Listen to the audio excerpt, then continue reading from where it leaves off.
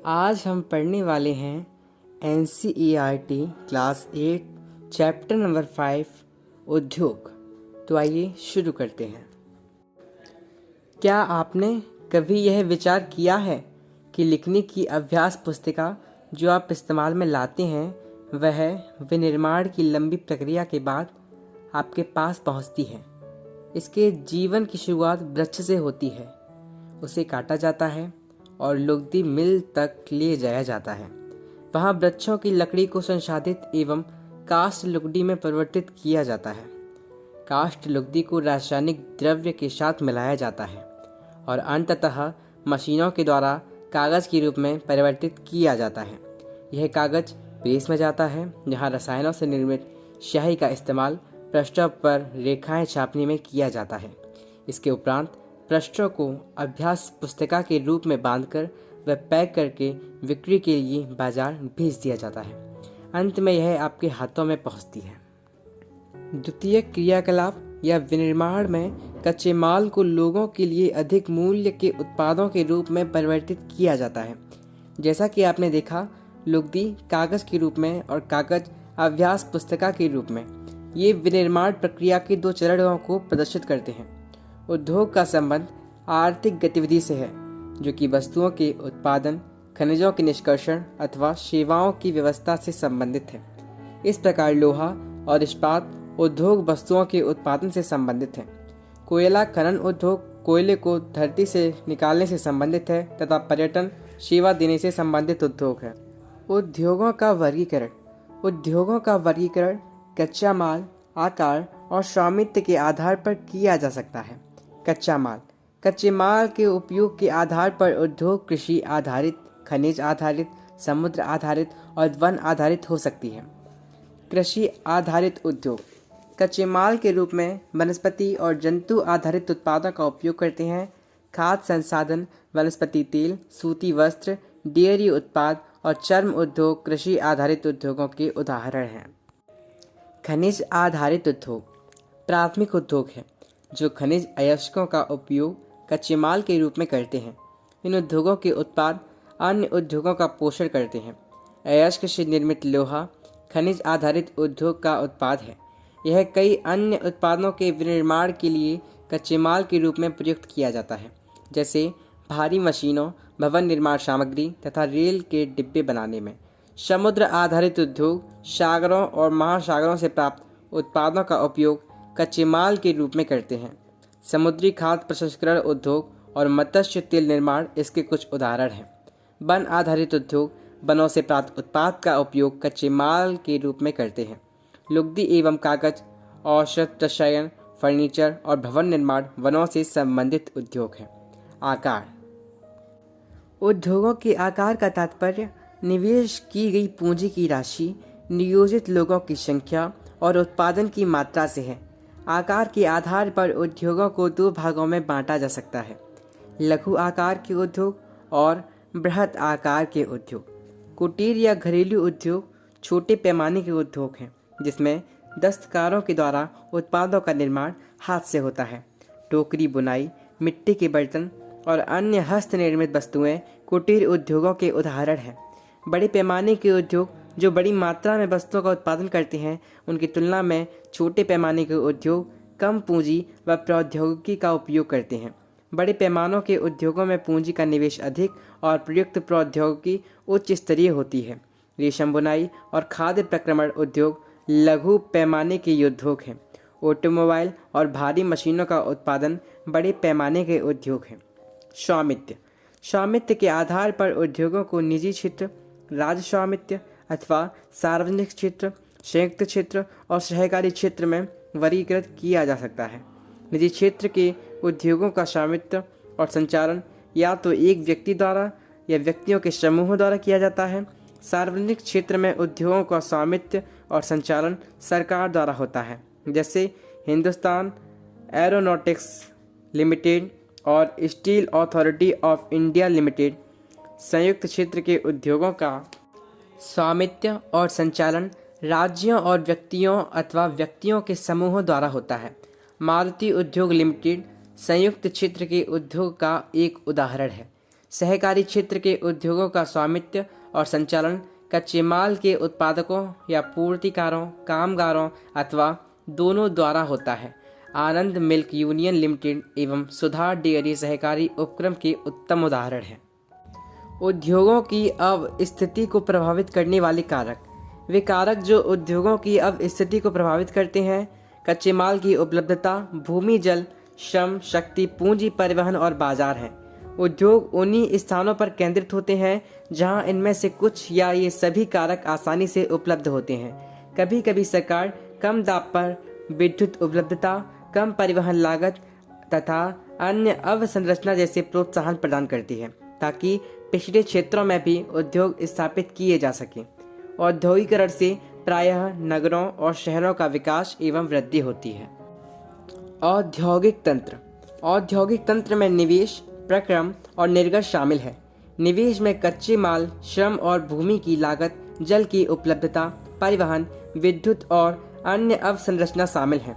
प्रक्रम में कई तरह के क्रियाकलाप शामिल हैं जो कच्चे माल को परिष्कृत माल में परिवर्तित करते हैं। निर्गत अंतिम उत्पाद और इससे अर्जित आय है। सूती वस्त्र उद्योग के संदर्भ में कपास, मानव श्रम कारखाना और परिवहन लागत निवेश हो सकते हैं। प्रक्रमों में ओटाई, कटाई, बुनाई, रंगाई और छपाई शामिल है। कमीज जिसे आप पहनते हैं वह उत्पादन है। औद्योगिक प्रदेश। औद्योगिक प्रदेश का विकास तब होता है जब कई तरह के उद्योग एक दूसरे के निकट स्थित होते हैं और वे अपनी निकटता के लाभ आपस में बांटते हैं। विश्व के प्रमुख औद्योगिक प्रदेश पूर्वोत्तर अमेरिका, पश्चिमी और मध्य यूरोप, पूर्वी यूरोप और पूर्वी एशिया है। मुख्य औद्योगिक प्रदेश अधिकांशतः शीतोष्ण कटिबंधीय क्षेत्रों, समुद्री पत्तनों के समीप और विशेष तौर पर कोयला क्षेत्रों के निकट स्थित होते हैं। भारत में अनेक औद्योगिक प्रदेश हैं जैसे मुंबई पुणे समूह, बंगलौर तमिलनाडु प्रदेश, हुगली प्रदेश, अहमदाबाद बड़ोदरा प्रदेश, छोटा नागपुर औद्योगिक प्रदेश, विशाखापट्टनम गुंटूर औद्योगिक प्रदेश, गुड़गांव दिल्ली मेरठ औद्योगिक प्रदेश और कोल्लम तिरुवनंतपुरम औद्योगिक प्रदेश। प्रमुख उद्योगों का वितरण। विश्व के प्रमुख उद्योग लोहा इस्पात उद्योग, सूती वस्त्र उद्योग और सूचना प्रौद्योगिकी उद्योग हैं। लोहा इस्पात उद्योग और वस्त्र उद्योग काफ़ी पुराने उद्योग हैं, जबकि सूचना प्रौद्योगिकी उद्योग एक नया उभरता उद्योग है। वे देश जिसमें लोहा इस्पात उद्योग अवस्थित है जर्मनी, संयुक्त राज्य अमेरिका, चीन, जापान और रूस हैं। वस्त्र उद्योग भारत, हांगकांग, दक्षिण कोरिया, जापान और ताइवान में संकेंद्रित है। सूचना प्रौद्योगिकी उद्योग के मुख्य केंद्र मध्यवर्ती कैलिफोर्निया के सिलिकॉन घाटी में और भारत के बेंगलुरु प्रदेश में है। लोहा इस्पात उद्योग। अन्य उद्योगों की तरह लोहा इस्पात उद्योग में भी बहुत से निवेश, प्रक्रम और निर्गत शामिल हैं। यह एक पोषक उद्योग है जिसके उत्पाद अन्य उद्योगों के लिए कच्चे माल के रूप में प्रयुक्त होते हैं। उद्योगों के लिए निवेश में श्रम, पूंजी, स्थान और अन्य अवसंरचना के साथ साथ लौह अयस्क, कोयला और चूना पत्थर कच्चे माल के रूप में सम्मिलित हैं। लोहा अयस्क से इस्पात निर्माण की प्रक्रिया में कई चरण शामिल हैं। कच्चे माल को झोंका भट्टी में रखा जाता है। यहाँ एक प्रगलित होता है। इसके बाद यह परिशोधित होता है। प्राप्त उत्पाद इस्पात होता है जो अन्य उद्योगों में कच्चे माल के रूप में प्रयुक्त किया जाता है। इस्पात कड़ा होता है और इसे आसानी से काटा और आकार दिया जा सकता है अथवा इससे तार बनाए जा सकते हैं। एल्यूमिनियम, निकल, तांबा जैसी अन्य धातुओं को थोड़ी थोड़ी मात्रा में इस्पात में मिलाकर इसकी मिश्र धातुएं बनाई जा सकती हैं। मिश्र धातु इस्पात को असामान्य कठोरता, दृढ़ता और जंग प्रतिरोधक क्षमता प्रदान करती है। इस्पात प्रायः आधुनिक उद्योगों का मेरुदंड कहलाता है। लगभग सारी वस्तुएं जिनका हम लोग उपभोग करते हैं वे या तो लोहा या इस्पात से बने हैं अथवा इन धातुओं से निर्मित औजारों और मशीनों से बने हैं। पोत, रेलगाड़ी, ट्रक और ऑटो अधिकांशतः इस्पात से बने हैं। यहाँ तक कि सेफ्टी पिन और सुइयाँ जिनका उपयोग आप करते हैं वे भी इस्पात से बनती हैं। तेल कूप इस्पात से बनी मशीनों से वेधित किए जाते हैं। इस्पात की पाइपलाइन से तेल परिवाहित किया जाता है। खनिजों का खनन इस्पात के उपकरणों से होता है। कृषि के यंत्र प्रायः इस्पात के बने होते हैं। विशाल भवनों का ढांचा इस्पात का बनाया जाता है। 1800 ईस्वी के पूर्व इस्पात उद्योग वहां स्थित थे जहां कच्चा माल, विद्युत आपूर्ति और बहता जल आसानी से उपलब्ध थे। बाद में उद्योग के लिए आदर्श स्थिति कोयला क्षेत्र के समीप नहरों और रेलवे के निकट थी।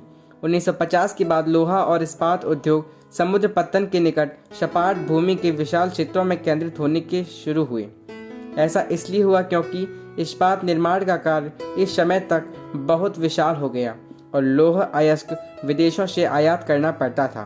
भारत में लोहा इस्पात उद्योग कच्चा माल, सस्ते श्रमिक, परिवहन और बाजार का लाभ लेते हुए विकसित हुई। सभी महत्वपूर्ण इस्पात उत्पादक केंद्र जैसे भिलाई, दुर्गापुर, वर्णपुर, जमशेदपुर, राउरकेला, बोकारो एक ही प्रदेश में स्थित हैं, जो 4 राज्यों में फैले हैं। वे 4 राज्य हैं पश्चिम बंगाल, झारखंड, ओडिशा और छत्तीसगढ़। भद्रावती और विजयनगर कर्नाटक में, विशाखापट्टनम आंध्र प्रदेश में, सलेम तमिलनाडु में अन्य महत्वपूर्ण इस्पात के केंद्र हैं जो स्थानीय संसाधनों का उपयोग कर रहे हैं।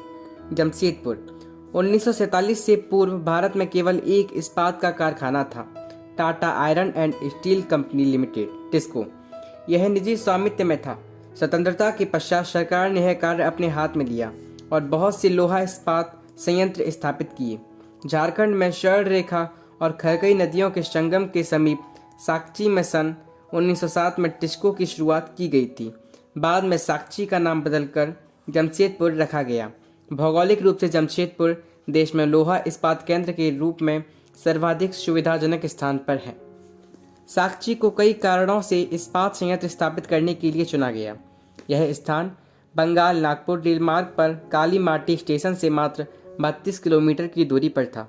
यह स्थान लौह अयस्क, कोयला और मैग्नीज निक्षेपों के साथ साथ कोलकाता के निकट भी था, जहां विशाल बाजार उपलब्ध था। टिस्को को झरिया कोयला क्षेत्रों से कोयला और ओडिशा तथा छत्तीसगढ़ से लौह अयस्क, चूना पत्थर, डोलोमाइट और मैग्नीज प्राप्त होता है। खरकई और शरण रेखा नदियों से प्राप्त जल की आपूर्ति होती है। सरकारी प्रोत्साहनों से इसे पर्याप्त पूंजी उपलब्ध है। जमशेदपुर में टिस्को की स्थापना के बाद कई अन्य औद्योगिक संयंत्र स्थापित किए गए। इनमें रसायन, इंजनों के पुर्जे, कृषि उपकरण, मशीनें, टिन की चादरें, केबल और तार का उत्पादन किया जाता है। भारत में लोहा इस्पात उद्योग के विकास से त्वरित औद्योगिक विकास आरंभ हुआ। भारतीय उद्योग के लगभग सभी क्षेत्र अधिकांशतः अपने आधारभूत अवसंरचना के लिए लोहा इस्पात उद्योग पर निर्भर हैं। भारतीय लोहा इस्पात उद्योग में बृहत समाकलित इस्पात संयंत्रों के साथ साथ लघु इस्पात मिल भी सम्मिलित है। इसमें द्वितीयक उत्पादक, रोलिंग मिल और सहायक उद्योग भी शामिल हैं। पिट्सबर्ग यह संयुक्त राज्य अमेरिका का एक महत्वपूर्ण इस्पात नगर है। पिट्सबर्ग के इस्पात उद्योग को स्थानीय सुविधाएं उपलब्ध हैं। कच्चा माल जैसे कोयला पिट्सबर्ग में ही उपलब्ध है, जबकि लौह अयस्क मिनेसोटा की लोहे की खानों से प्राप्त होता है, जो पिट्सबर्ग से लगभग 1500 किलोमीटर दूर है। इन खानों और पिट्सबर्ग के बीच नौ परिवहन का सर्वोत्तम मार्ग ग्रेट लेक्स जलमार्ग आता है। यह अयस्क के नौ परिवहन हेतु सस्ता मार्ग है। ग्रेट लेक्स से पिट्सबर्ग क्षेत्र तक लौह अयस्क रेलगाड़ियों से लाया जाता है। ओहियो, मोनोगहेला और एल्गनी नदियों से पर्याप्त जल प्राप्त होता है। आज पिट्सबर्ग में बहुत कम बड़ी इस्पात मिल है। ये मिल पिट्सबर्ग के ऊपर मोनोगहेला और एल्गनी नदी की घाटियों में तथा पिट्सबर्ग के नीचे ओहियो नदी के सहारे स्थित है। परिष्कृत इस्पात स्थल और जल दोनों मार्गों द्वारा बाजार में भेजा जाता है। पिट्सबर्ग क्षेत्र में इस्पात मिलों के अतिरिक्त कई अन्य कारखाने हैं। ये रेल पटरी उपकरण और भारी मशीनों के उत्पादन में इस्पात का प्रयोग कच्चे माल के रूप में करते हैं। सूती वस्त्र उद्योग धागे से कपड़े की बुनाई एक प्राचीन कला है। कपास, ऊन, सिल्क, जूट और पटसन का प्रयोग वस्त्र निर्माण में होता है। उपयोग में लाए गए कच्चे माल के आधार पर वस्त्र उद्योग का वर्गीकरण किया जा सकता है। रेशे वस्त्र उद्योग के कच्चे माल हैं। रेशे प्राकृतिक या मानव निर्मित हो सकते हैं। प्राकृतिक रेशे ऊन, सिल्क, कपास, लिनन और जूट से प्राप्त किए जाते हैं। मानव निर्मित रेशों में नायलॉन, पॉलिएस्टर, एक्रिलिक और रेयॉन शामिल हैं। सूती वस्त्र उद्योग विश्व के प्राचीनतम उद्योगों में से एक है।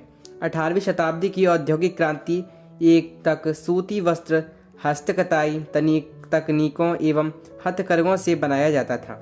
18वीं शताब्दी में पावर लूम ने पहले ब्रिटेन में और बाद में विश्व के अन्य दूसरे भागों में सूती वस्त्र उद्योग के विकास को आगे बढ़ाया।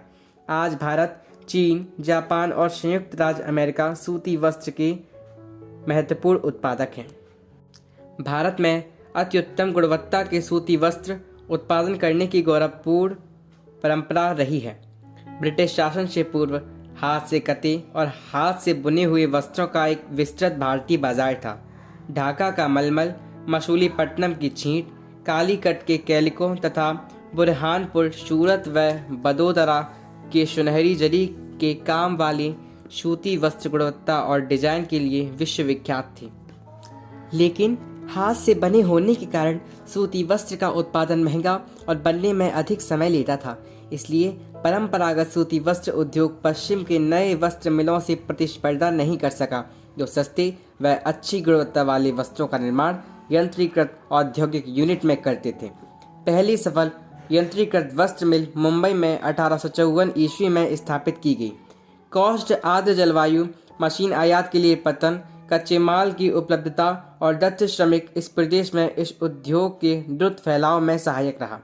प्रारंभ में यह उद्योग महाराष्ट्र और गुजरात राज्य में अनुकूल आर्द्र जलवायु के कारण पनपा, लेकिन वर्तमान में आर्द्रता कृत्रिम रूप से उत्पन्न की जा सकती है और कच्ची कपास शुद्ध होती है एवं वस्त्र उत्पादन प्रक्रिया में इसका वजन कम नहीं होता। इसलिए यह उद्योग भारत के विभिन्न भागों में फैल गया है।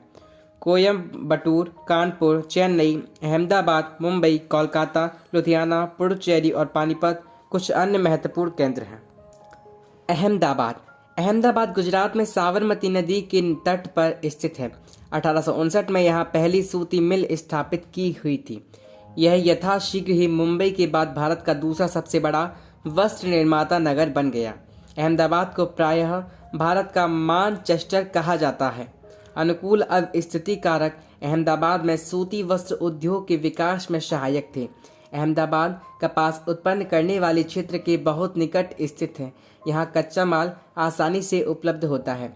जलवायु कताई और बुनाई के लिए आदर्श है। सपाट भूभाग और भूमि की आसानी से उपलब्धता मिलों की स्थापना में उपयुक्त है। गुजरात और महाराष्ट्र राज्य की घनी आबादी उस उद्योग को कुशल और अर्ध कुशल श्रमिक उपलब्ध कराते हैं। सुविकसित सड़कें और रेल मार्गों का जाल सूती वस्त्र को देश के विभिन्न भागों में आसानी से पहुंचाने में मदद करता है। इस तरह इसकी बाजार तक सरल पहुंच उपलब्ध है। नज़दीक में मुंबई पतन इसे मशीनों का आयात करने और सूती वस्त्र के निर्यात की सुविधा प्रदान करता है। परंतु हाल के वर्षों में अहमदाबाद की सूती मिलों की कुछ समस्याएं हैं। बहुत से वस्त्र मिल बंद हो चुके हैं। देश में नए वस्त्र केंद्रों का विकास और अहमदाबाद की मिलों में मशीन प्रौद्योगिकी का नवीकरण न होना इसका प्रमुख कारण है। ओसाका जापान का एक महत्वपूर्ण वस्त्र निर्माण केंद्र है। यह जापान का मानचेस्टर के नाम से भी जाना जाता है। ओसाका में सूती वस्त्र उद्योग का विकास कई भौगोलिक कारणों से हुआ है। ओसाका के चारों ओर का विस्तृत मैदान सूती वस्त्र मिलों के विकास के लिए आसानी से भूमि की उपलब्धता सुनिश्चित करता है। कोष्ट आर्द्र जलवायु कताई व बुनाई के लिए बहुत ही उपयुक्त है। योडो नदी मिलों के लिए पर्याप्त जल उपलब्ध कराती है। श्रमिक आसानी से उपलब्ध हैं। पत्तन की अवस्थिति कच्चे कपास को आयात करने और वस्त्रों के निर्यात की सुविधा उपलब्ध कराती है। ओसाका का वस्त्र उद्योग पूर्णतः आयातित कच्चे मालों के ऊपर निर्भर है। कपास मिस्र, भारत, चीन और यूएसए से आयात की जाती है। परिष्कृत उत्पाद अधिकांशतः निर्यात किया जाता है। उच्च गुणवत्ता और कम मूल्य की वजह से उसका एक अच्छा बाजार है। यद्यपि देश का यह एक महत्वपूर्ण उद्योग है, लेकिन हाल ही में ओसाका के सूती वस्त्र उद्योग का स्थान अन्य उद्योग जैसे लोहा इस्पात, मशीनरी, जहाजरानी, ऑटोमोबाइल, विद्युत उपकरण और सीमेंट लेते जा रहे हैं। औद्योगिक विपदा। उद्योगों में दुर्घटना विपदा मुख्य रूप से तकनीकी विफलता या संकट उत्पन्न करने वाले पदार्थों के बेतरतीब उपयोग के कारण घटित होती है। भोपाल में 3 दिसंबर 1984 को लगभग 00.30 बजे घटित अब तक की सबसे त्रासदपूर्ण औद्योगिक दुर्घटना है। यह एक प्रौद्योगिकीय दुर्घटना थी जिसमें यूनियन कार्बाइड के कीटनाशी कारखाने से हाइड्रोजन साइनाइड तथा प्रतिक्रियाशील उत्पादों के साथ साथ अत्यंत विषैली मिथाइल आइसोसाइनाइड MIC गैस का रिसाव हुआ था। 1989 में सरकारी सूचना के अनुसार 35,598 व्यक्तियों की मृत्यु हो गई थी। हजारों लोग जो बच गए वो आज भी एक या अधिक बीमारियों जैसे अंधापन, प्रतिरक्षा तंत्र विकृति, आंत्रशोथ विकृतियों आदि से पीड़ित हैं। 23 दिसंबर 2005 में चीन के गाओ काओ चोंगगिंग में गैस कूप विस्फोट से 243 लोगों की मृत्यु तथा 9,000 लोग दुर्घटनाग्रस्त हो गए थे और इन स्थानों से 64,000 लोगों को विस्थापित किया गया था। कई लोग विस्फोट के बाद ना भाग सकने के कारण मर गए। वे जो समय पर भाग पाए उनकी आंखें, त्वचा और फेफड़े गैस से क्षतिग्रस्त हो गए थे। जोखिम कम करने के उपाय: घने वसीय आवासीय क्षेत्रों को औद्योगिक क्षेत्रों से अलग बहुत दूर रखा जाना चाहिए। उद्योगों के समीप बसने वाले लोगों को दुर्घटना होने की स्थिति में विषैले या खतरनाक पदार्थों के संग्रहण और उनके संभव प्रभावों का ज्ञान होना चाहिए। आग की चेतावनी और अग्निशमन की व्यवस्था को उन्नत किया जाना चाहिए। विषैले पदार्थों के भंडारण क्षमता की सीमा होनी चाहिए। उद्योगों में प्रदूषण नियंत्रण के उपाय को उन्नत किया जाना चाहिए। क्या आप जानते हैं, उभरते हुए उद्योग सनराइज उद्योग के नाम से भी जाने जाते हैं। इसमें सूचना प्रौद्योगिकी, स्वास्थ्य लाभ, सत्कार तथा ज्ञान से संबंधित उद्योग शामिल हैं। ग्रेट लेक्स के नाम सुपीरियर, ह्यूरन, ओंटारियो, मिशिगन और ईरी है। इन 5 झीलों में से सुपीरियर झील सबसे बड़ी है, जो अन्य की तुलना में उच्च ऊर्ध्व प्रभाव पर स्थित है। देश में प्रथम वस्त्र उद्योग 1818 में कोलकाता के समीप फोर्ट गैलेस्टर में स्थापित हुआ था, लेकिन कुछ समय बाद यह बंद हो गया। भारतीय वस्त्र उद्योग के कुल उत्पादन का लगभग 1/3 हिस्सा निर्यात किया जाता है। इस प्रकार हमारा NCERT क्लास 8 चैप्टर नंबर 5 उद्योग समाप्त होता है। यदि आपको हमारी ऑडियो बुक्स अच्छी लगी हो तो हमारे चैनल को सब्सक्राइब करें, हमारी वीडियो को लाइक करें तथा हमारी वीडियो को अपने दोस्तों के साथ ज़रूर शेयर करें। Thank you so much.